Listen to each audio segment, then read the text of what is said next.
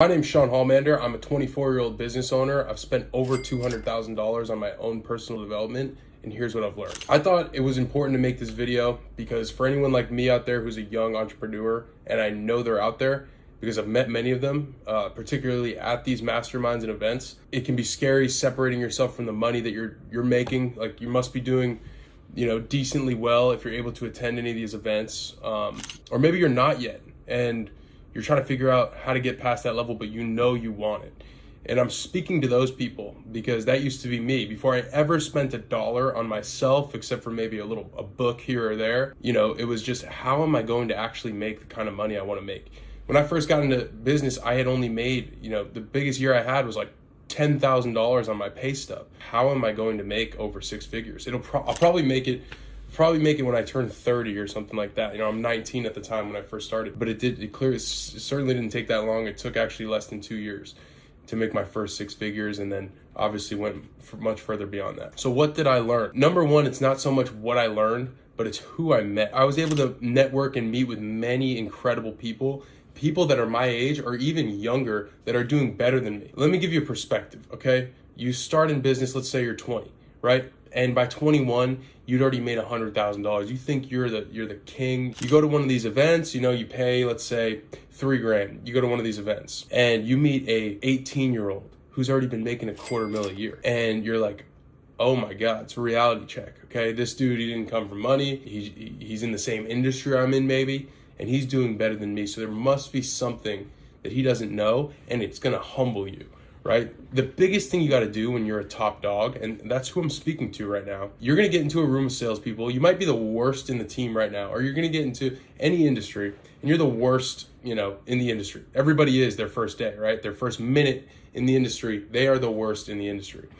And then at the end of the year, you might be the top guy at your company. They're the top guy on your team, and you think you're the king. You need to be humbled, because you need to realize that there's people doing way, way, way better than you. As soon as I started spending money on myself, I started meeting these people who are doing far better than me. I'd follow them on Instagram and be like, dude, and that guy would become my target, my enemy, but not really my enemy, right? It would just be someone I can go and chase.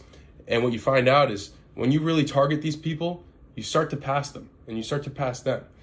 And then like the room that you started in, you're not even touchable in that room anymore.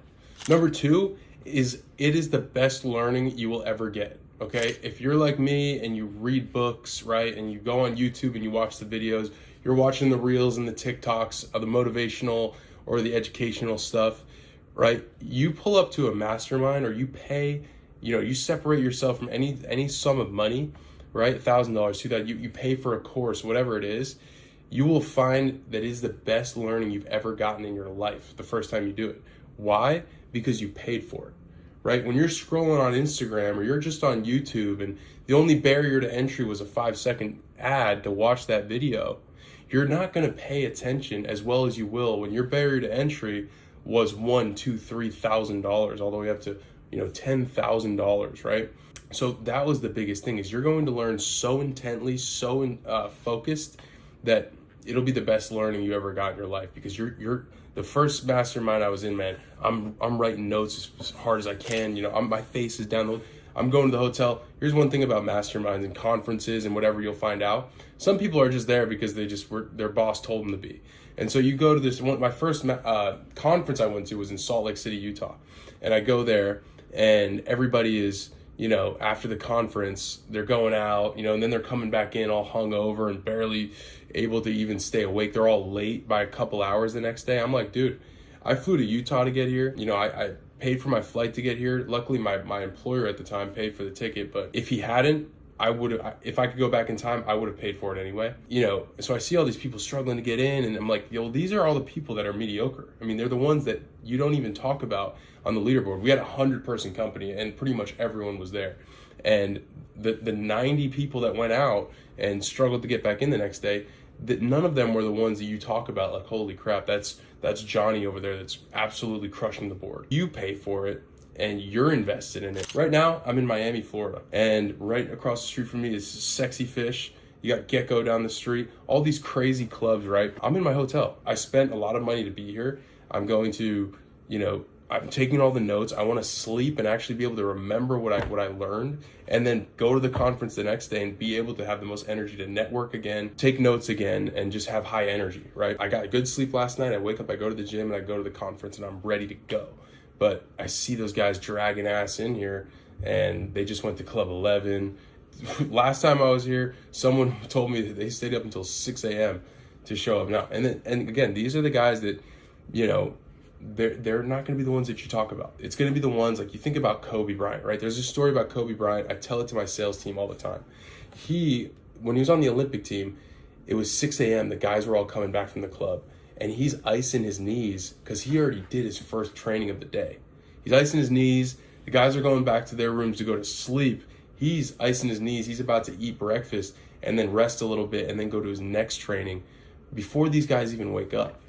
Right? And then after that, the whole team started getting on his schedule and doing things at his speed. So that's number 2, is you're going to learn more than you've ever learned in your life. Number 3 is ideas. If you're running a business, if you're a sales guy, whatever you're doing, you're going to leave any sort of personal development, books, conferences, masterminds, you're going to leave with so many ideas. You're going to be an idea factory. You're going to hear of all these other strategies that guys are using. Now, here's one thing about personal development you need to understand. Never stop what is working right now, right? If you got to personal development, you're already spending money on yourself, you're probably doing something right. If you're getting any sort of sales or traction at all. And if you're not, don't take this advice.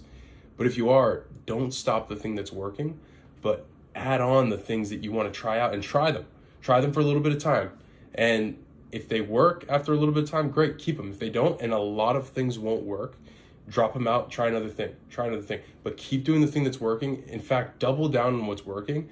But when you can, add in these little ideas that you learned from your audiobooks, your conferences, your masterminds, whatever it was, and try them out. And you'll find out that, like, whoa, that was crazy. Like, I'll give you an example. When I first started in sales, you know, I was making sales, I was doing great, and I was like making three deals a week, right? And I start learning more, and I start going to conferences, and everyone's talking about referrals. You got to get referrals from your customers. Every deal should lead to another deal. And I'm like, all right, let's try it. I read a book about referrals, a whole book. I study it. I write the notes down. I'm like, okay, let's try this. The next deal I get, I ask for referrals. Boom, it leads to another sale. Boom, next thing I know, I'm doubling my appointments because I have all these referrals of people who have already signed up. Almost in a couple of weeks, I already doubled my sales by doing that. Let's say you add on an idea that you learn, and it's just not working. And it's just not working. Okay, that's fine. It didn't work for you. Maybe it's a timing thing. Maybe it's a personality thing. Maybe it's a market thing. Okay, throw that out and try something else that you learned, and try something else. And I promise you, I'd say maybe 1 out of 20 of the new ideas you try will work. As long as I keep doing what's been working for me while I try to add that thing on, then my sales shouldn't go down. They just won't go up from the new idea. I'll stop trying it and I'll move on to the next thing. You're constantly trying new things, and you're only going to get those new ideas and things from personal development, from spending money on actually, developing yourself. And that brings us to the 4th thing, which is motivation. You will never be more motivated than after you get out of some sort of personal development, after you read a book, after you go to a conference, after you go to a mastermind. You will be so freaking motivated because you are surrounded either in your head with an audiobook or reading a book. You're literally sitting next to the author of that book, who was, hopefully credible and actually did the thing that you're trying to do already. You were sitting next to him while he was ripping into you about, how motivated he was or she was, right? You go to a conference and you're literally surrounded by 10, 20, 100 people that are in your industry that spent the money, that took the flight, that took the drive, that took the day off to go to this conference just to learn to get better. You got to understand, the people that are doing personal development constantly are so obsessed that they will take a day out of their time to make less money in most cases, right? Because you're not out there selling, you're not out there building your business, to get better so that when they get back, they can grow even faster. I mean, that's crazy. So you're surrounded by, for the most part, right, people that are obsessed with growth, obsessed with speed, and it's obsessed with intensity. You can't not leave that place being a different person, right? You're absorbing, osmosising all the people that were at that event, or even the person that you read the book from. you're taking that into you, and you're gonna leave so much more motivated. After multiple 6 figures spent on personal development at 24, I have to say I would not be where I am today without having done that. It was one of the keys to my success. Even when I first started, me and my buddy that I started sales with were doing both really well. We were both top of the company. But one thing that separated me was he was so obsessed with keeping his money and stockpiling it like a squirrel with his acorns, that I wasn't as concerned about that. I was like, listen, if I spend $1,000 today and it makes me $10,000 over the rest of this year, that's a 10x positive ROI. Like, I'm going to do that. And so my whole career, I've done that. If I wasn't investing in an actual investment, I was investing in myself, and especially beginning on, I wasn't investing at all. I certainly wasn't wasting money.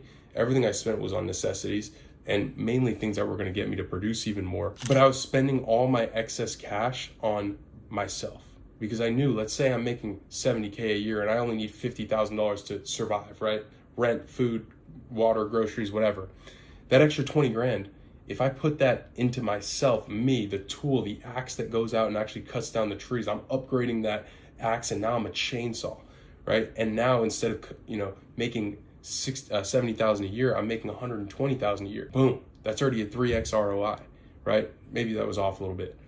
And then from the 120, I go and invest, another 40, and now I'm making 250 a year, right? So, and now I make that 250 every year. I'll never go down again. So you could do it once and it'll pay off forever. So at first, guys, especially if you haven't made like $250,000, all your profit really should go back into you, because I promise you as a human are capable of making insane amounts of success for yourself, but you have to invest real money and real time and real effort into yourself first. And if you're interested in joining my team, there should be a link below. Follow me on Instagram at Sean Hallmander. Check me out. But yeah, thanks for tuning in. Like, comment, and subscribe.